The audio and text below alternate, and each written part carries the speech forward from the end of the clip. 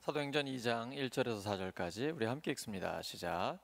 오순절날이 이미 이름에 그들이 다 같이 한 곳에 모였더니 호련히 하늘로부터 급하고 강한 바람 같은 소리가 있어 그들이 앉은 온 집에 가득하며 마치 불의 혀처럼 갈라지는 것들이 그들에게 보여 각 사람 위에 하나씩 임하여 있더니 그들이 다 성령의 충만함을 받고 성령이 말하게 하심을 따라 다른 언어들로 말하기를 시작하니라.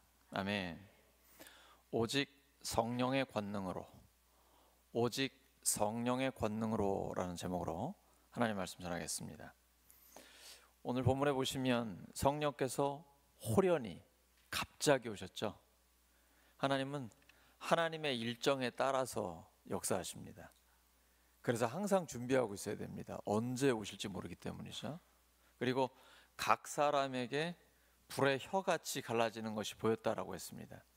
한 사람 한 사람에게 성령의 역사가 독특하게 임하게 되는 것이죠. 그래서 성령의 역사를 통해 나 자신을 하나님이 사용하시게 됩니다. 내 권능으로, 내 능력으로 할 수 없죠.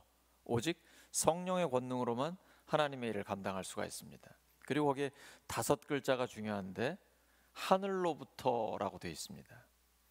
우리가 어떤 인간적인 노력을 열심히 해서 되는 게 아닙니다.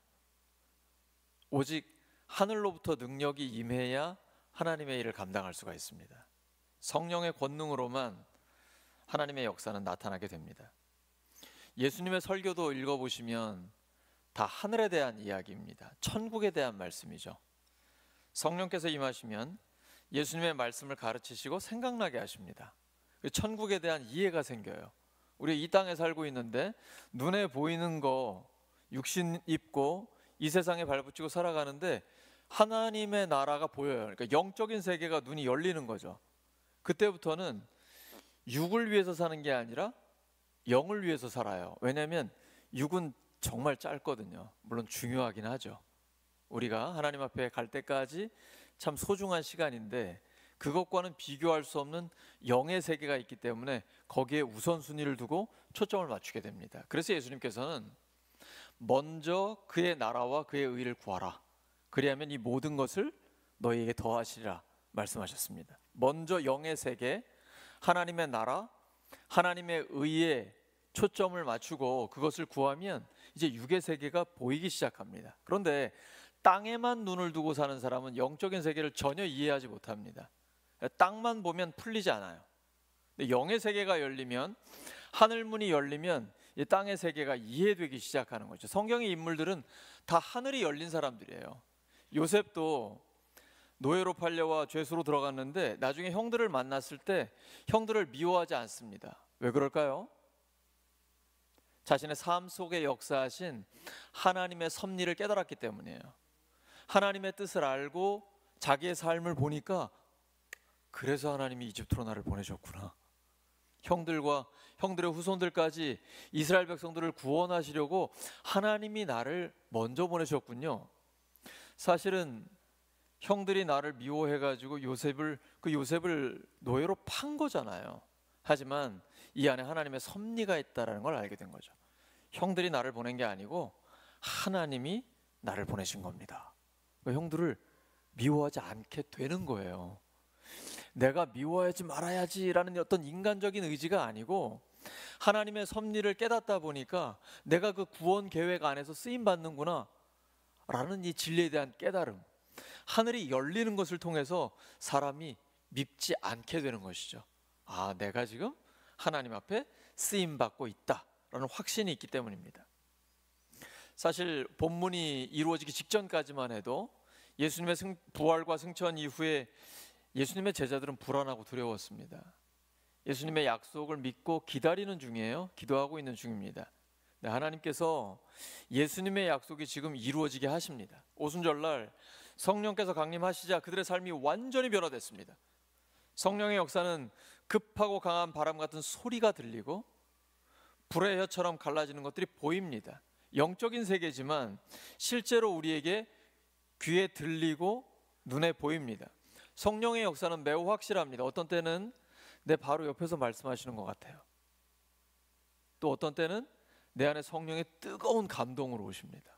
눈물 짓기도 하고 말씀에 사로잡히게 되는 것이죠. 예수님이 요한복음 15장 7절에 너희가 내 안에 거하고 내 말이 너희 안에 거하면 무엇이든지 원하는 대로 구하라 그리하면 이루리라 말씀하세요. 주님의 말씀이 내 안에 거하면 말씀이 나를 압도합니다. 사로잡습니다. 마치 뭔가 감전된 것처럼 하나님의 말씀이 나를 사로잡고 인도해 가십니다. 성령의 감동으로 기록된 말씀을 성령께서 우리에게 풀어주십니다. 성령께서는 모든 진리 가운데로 인도하시거든요. 부분적인 진리가 아니고요, 어떤 진리의 조각이 아니라 창세기부터 요한계시록까지 신구약 성경 전체를 통해 통합적인 진리 가운데로 우리를 인도해 주십니다. 그래서 그 진리에 대해서 통달할 수 있도록 성령께서 가르쳐 주세요. 베드로를 보십시오. 배운 게 없는 평범한 사람입니다. 그러니까 당시에 정치 종교 지도자들은 무시하죠. 그런데 베드로가 성령의 충만함을 받자 오직 성령의 권능으로 아브라함으로부터 시작해서 선지자들까지 구약을 총망라하면서 복음을 담대하게 선포합니다. 사람들이 깜짝 놀라요. 성령의 권능이 임하면 지혜와 지식의 문이 활짝 열립니다. 이거는 인간적인 배움의 문제가 아니에요. 성령의 권능이 임하면 성령께서 모든 것을 가르치시고 모든 진리 가운데로 인도하시며 주님 말씀을 생각나게 하시기 때문이에요. 물리가 트인다 그러죠. 하늘이 열리면서 영적인 세계가 확 트이는 거예요. 그때부터 신앙생활에 진짜 의미와 재미를 발견하게 되는 것이죠. 본문은 교회가 탄생하는 이야기입니다. 성령의 권능이 임하니까 연약했던 제자들이 담대해지고 복음이 온 세계로 퍼져나가게 됩니다. 복음서의 제자들과 사도행전의 제자들은 전혀 다른 사람들이에요. 복음서에서는 열심히 예수님을 따라가기는 합니다. 근데 그 열심이 결국은 예수님을 부인하고 도망가는 수준밖에는 안 돼요. 근데 사도행전에서는 성령의 권능이 임하자 사람들이 핍박하잖아요. 채찍에 맞았어요. 오히려 기뻐합니다. 내가 예수님을 위해서 핍박받는 자로 마땅히 여김받다니 거기에 감격하고 있어요. 세상이 감당할 수 없는 사람이 됩니다. 너희들 예수 그리스도의 죽으심과 부활의 복음을 전하지 말아라. 위협을 하거든요. 감옥에 가둬요. 죽일 수도 있어요. 근데 전혀 두려워하지 않고 내가 사람의 말을 듣는 것이 옳겠냐? 하나님의 말씀을 듣는 게 옳겠냐? 오히려 반문하면서 풀려나자마자 계속해서 예수님의 복음을 전합니다. 이게 성령의 권능이에요. 사람을 완전히 변화시킵니다.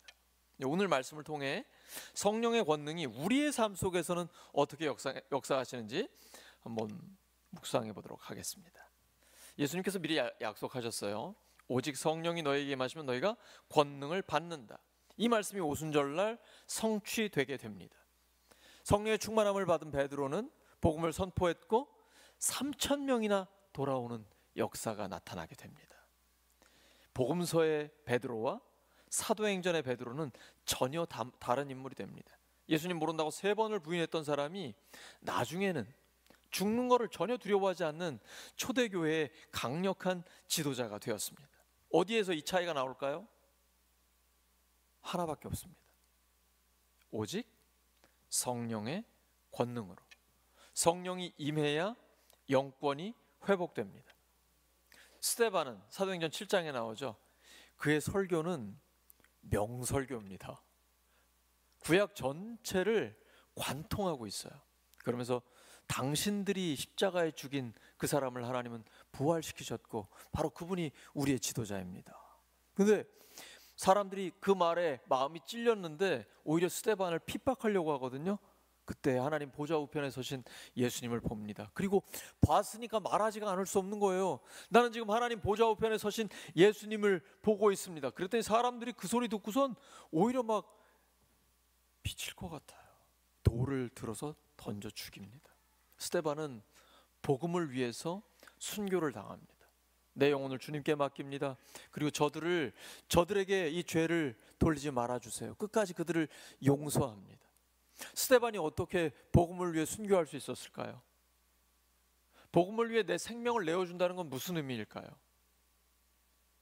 그만큼 복음이라는 이 진리가 내 생명과 맞바꿀 수 있을 정도로 소중하다는 것, 그 가치를 깨달은 것입니다. 이것이 성령의 권능입니다. 사도행전 1장 8절이죠.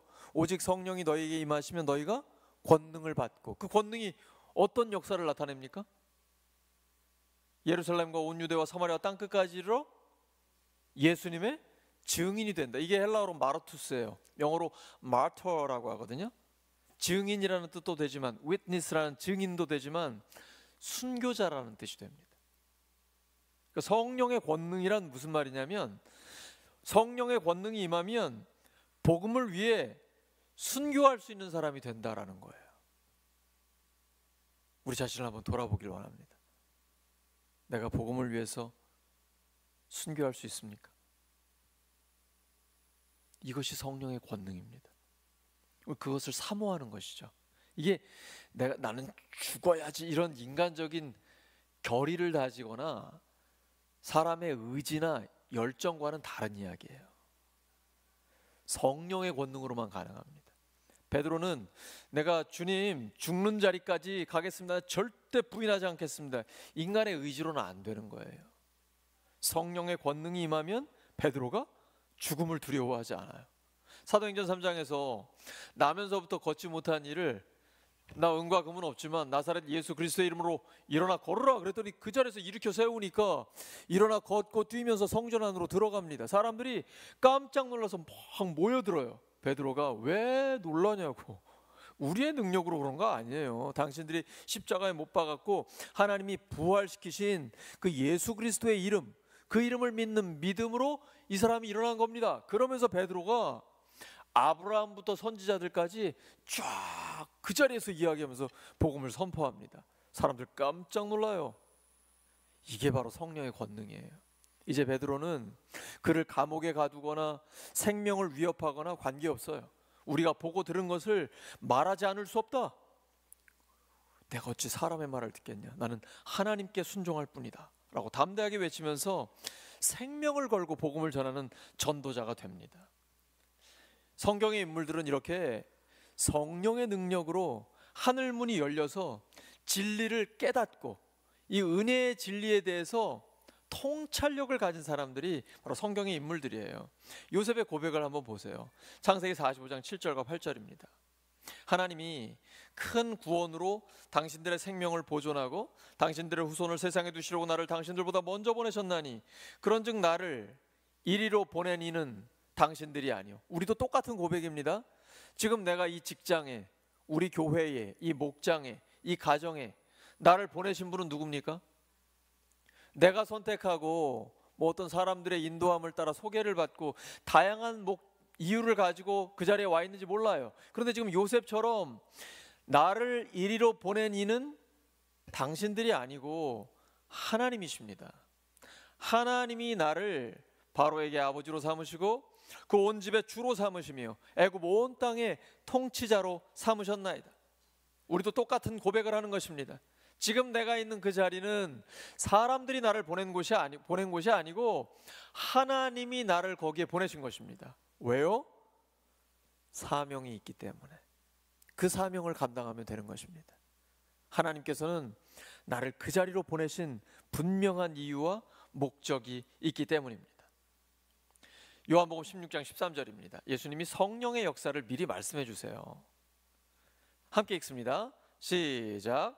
그러나 진리의 성령이 오시면 그가 너희를 모든 진리 가운데로 인도하시리니 그가 스스로 말하지 않고 오직 들은 것을 말하며 장래일을 너희에게 알리시리라. 아멘. 성령께서는 어떤 신비한 음성을 들려주시거나 환상을 보여주시거나 꿈을 통해 말씀하실 수도 있죠. 그 부분에 이렇게 열려 있어야 됩니다. 근데 그런 거를 보거나 들었을 때는 항상 성경에 맞춰 보셔야 돼요. 성경과 동일한 하나님의 뜻을 말씀해야 됩니다. 근데 성경이 말씀하지도 않은 이야기를 한다, 그러면 그거는 신뢰할 수 없습니다. 그 사람의 그냥 개인적인 경험일 뿐이에요. 성령께서는 대체로 일반적으로 기록된 하나님의 말씀을 우리에게 풀어주는 것으로 하나님의 뜻을 가르쳐 주십니다. 오늘 방금 우리가 읽은 것처럼 성령께서는, 진리의 성령은 모든 진리 가운데로 인도하십니다. 부분적이 아니에요. 신구약 전체입니다. 그것을 통해서 하나님의 뜻이 무엇인지 가르쳐 주세요. 구약의 선지서들을 읽을 때에 우리에게 그들의 뜻이 오늘날 우리에게 무엇을 의미하는지 알려주시고, 신약에서 사도들이 기록한 내용을 가지고 하나님의 뜻을 알려주세요. 또한 장래가 어떻게 될지도 우리에게 가르쳐 주십니다. 우리가 새벽마다 창세기부터 요한계시록까지 우리 1년에 1독 이상 하고 있는데 그 이유가 있어요. 성령께서는 모든 진리 가운데로 인도하시거든요.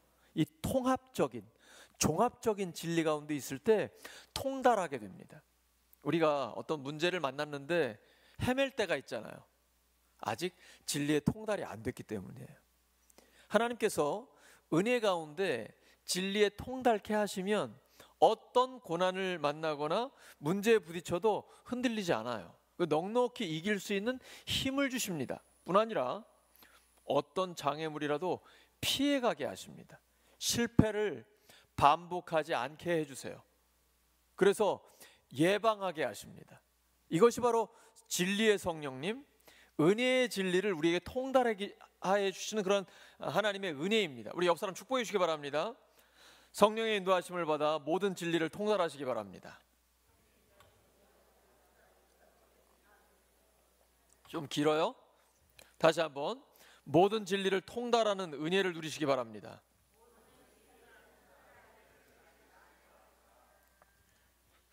거의 비슷한가요? 성령의 은혜가 바로 그거거든요. 모든 진리를 통달하게 해주세요. 그래서 우리가 오늘 이제 말씀 들으면 사도행전 2장에서 1절에서 4절이잖아요. 그러면 그동안 창세기부터 요한계시록까지 우리가 전체를 배우고 익히 알고 있는데 그 중에 이 부분이구나 이렇게 깨닫게 되는 것이죠. 한 부분만 보시면 안 되고 전체 맥락 속에서 오늘의 본문을 함께 보셔야 됩니다. 성령의 역사는 너무나 확실해요. 성령의 역사를 통해 하나님의 말씀을 명확하게 깨닫게 하시고 영의 세계가 열리게 하십니다. 그럼 영의 세계가 열리면, 그 눈이 열리면 육의 세계가 해석이 됩니다. 그래서 육의 세계를 이길 수가 있게 되어 넉넉히 승리하게 됩니다. 이러면 문제가 해결되고 진리를 깨닫고 구원의 확신을 갖는 사람들이 나타나게 돼요. 이게 나뿐 아니라 나를 통해 하나님의 말씀이 전달될 때 사람들이 살아나는 역사가 나타나요. 그걸 경험하게 됩니다. 나는 내가 받은 하나님의 말씀을 전했는데 그 말씀을 들은 사람들이 진리를 깨달아요. 문제가 해결이 됩니다. 구원의 확신을 가져요. 이러면서 말씀이 능력이 있구나 확신하게 되는 것이죠. 그래서 목장 모임이 중요한 겁니다. 가정에서도 끊임없이 말씀을 가지고 함께 나누고 기도하는 게 중요한 거예요. 그때 사람들이 살아나요. 우리 자녀들이 살아나고 남편과 아내가 회복이 됩니다. 하나님의 말씀을 전달해 줄 때 말이에요. 내가 말하기가 좀 어려우면 그냥 읽을 수 있도록 카톡 공유하셔도 괜찮아요. 그럼 읽으면서 하나님의 은혜를 받게 됩니다. 성령님이 임하시면 지식과 지혜의 세계가 활짝 열립니다. 사도 바울도 다메섹 도상에서 성령의 임재를 경험합니다. 교회 핍박자가 위대한 사도로 변화됩니다. 길을 가다가 호련히 예수님이 나타나세요. 역시 갑작입니다. 하나님은 하나님의 시간표에 따라 일하십니다. 그래서 항상 깨어 있어야 합니다. 그때 주님께서 특별하게 이렇게 말씀하세요. 바울은 내가 택한 그릇이다. 이 사람은 내 이름을 이방인과 임금들과 이스라엘 자손들에게 전하기 위하여 택한 나의 그릇이라. 그가 내 이름을 위하여 얼마나 고난을 받아야 할 것을 내가 그에게 보이리라. 주님께서 사도 바울을 선택하셨는데 그가 내 이름을 위해 고난을 받아야 한다라는 걸 말씀해 주고 계신 거예요. 우리도 하나님이 택한 그릇입니다. 하나님의 영광을 위해 부름받았습니다. 고난도 마땅히 당해야 되겠죠? 근데 고난은 우리가 받을 영광과는 비교할 수 없는 것입니다. 바울은 이렇게 고백합니다. 사도행전 20장 24절이에요. 내가 달려갈 길과 주 예수께 받은 사명 곧 하나님의 은혜의 복음을 증언하는 일을 마치려 하면은 나의 생명조차 조금도 귀한 것으로 여기지 아니하노라. 성령의 권능이 임하니까 사람이 이렇게 변하는 거예요. 나의 달려갈 길, 하나님의 은혜의 복음을 증거하는 데는 내 생명조차 조금도 아끼지 않는다. 성령의 권능이 임하면 이 복음을 위해서 증인이 되고 그리고 순교자가 될 수 있는 거예요.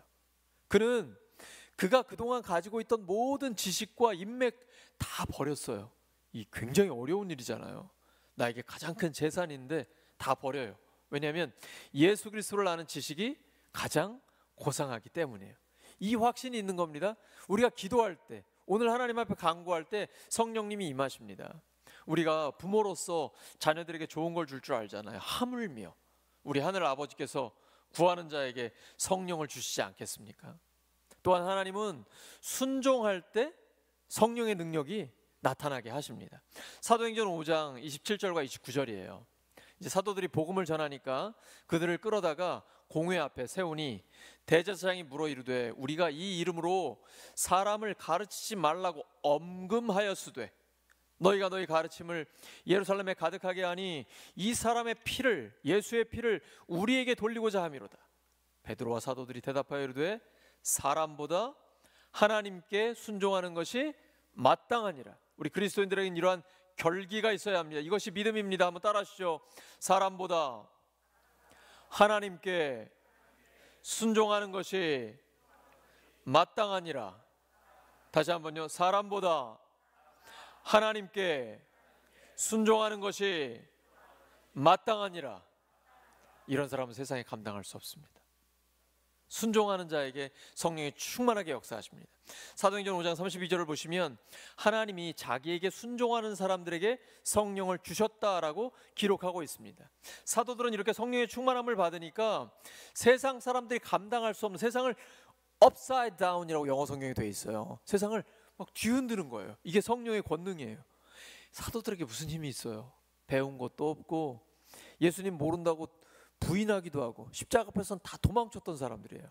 연약한 사람들인데 성령이 임하시니까 강력한 하나님의 사람이 되는 거예요. 그들을 통해서 놀라운 성령의 역사가 나타나게 됩니다. 이러한 성령의 권능은 이제 교회를 세우게 됩니다. 사도들이 복음을 전하고 거기에 표적이 나타나고 폭발적인 교회의 성장이 있어요. 여기에는 성령의 권능이 있습니다. 성령의 권능이 없으면 교회는 아무것도 할 수 없어요. 교회의 중심에는 오직 성령의 권능이 역사하셔야 돼요.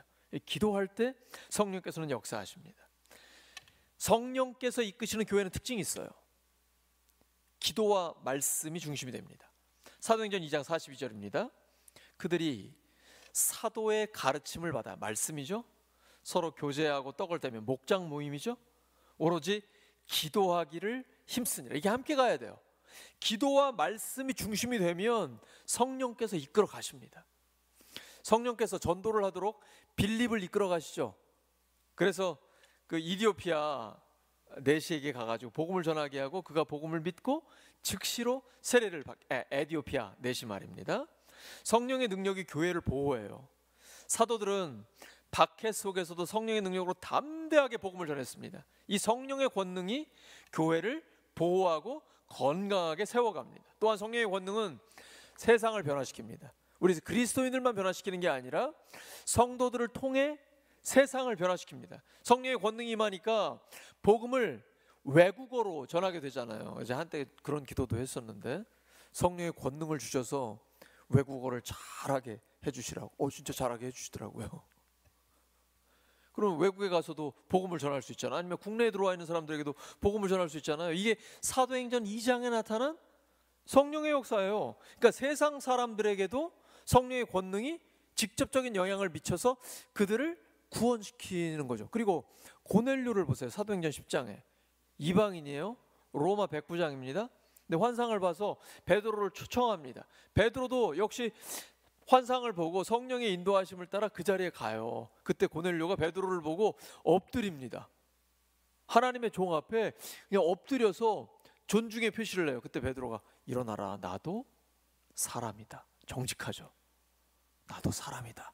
그러면서 왜 불렀냐고. 그랬더니 고넬료가 그대로 이야기를 해주니까 하나님께서도 나에게 말씀하셨고, 여러분 아는 것처럼 유대인이 이방인들과 상종을 못하는데 나는 하나님의 인도하심을 따라 하나님이 사람을 차별하지 않는다는 말씀을 듣고 오늘 복음을 전하러 왔다 하면서 말씀을 전하는데, 말씀 듣는 모든 사람에게 성령이 임하십니다.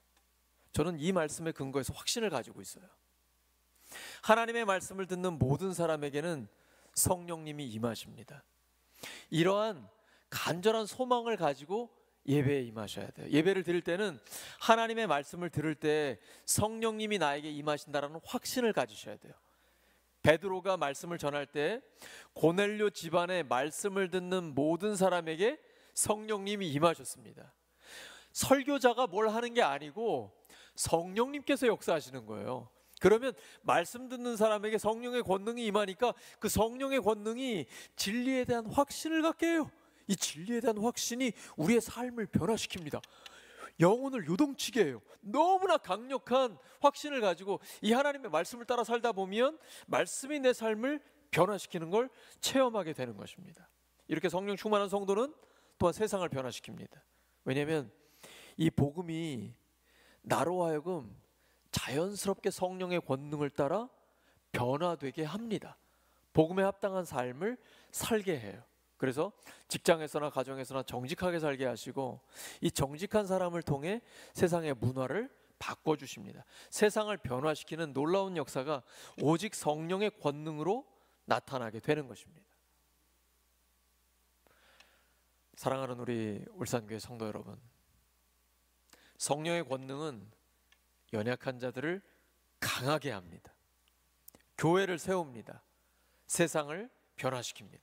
오늘 우리가 기도할 때 성령의 충만함을 구하고 성령의 능력으로 살아서 울산에서 땅끝까지 예수 그리스도의 증인이요, 그 복음을 위해 생명을 내어드리는 예수 그리스도의 순교자로 사는 우리 모두가 되기를 예수님의 이름으로 축원합니다.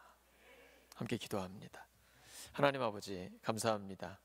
사도행전 2장의 성령의 권능으로 연약한 자들을 강력한 하나님의 사람으로 만드시고 교회를 든든히 세우시며 또한 세상을 변화시킨 것처럼 오늘도 동일한 역사를 저희들의 삶에 이루어 주시옵소서. 오직 성령의 권능으로 강력한 예수 그리스도의 제자가 되게 하시고 우리 교회를 더욱 건강하게 든든하게 세워주시며 우리 성도들을 통해 삶의 모든 자리에서 세상을 변화시키시는 성령의 역사를 경험하게 하여 주시옵소서. 예수님의 이름으로 기도드립니다.